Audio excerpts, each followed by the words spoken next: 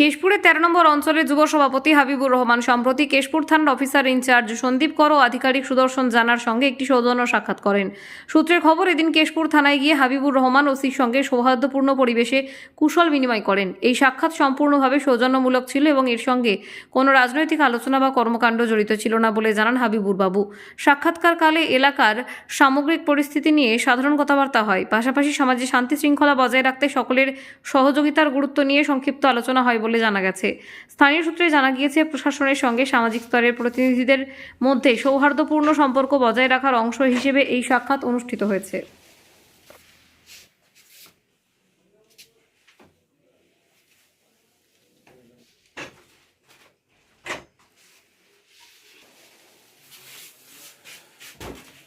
গিয়েছিলাম ওই সময়, সবাইকে হয়তো চেনা সম্ভব না।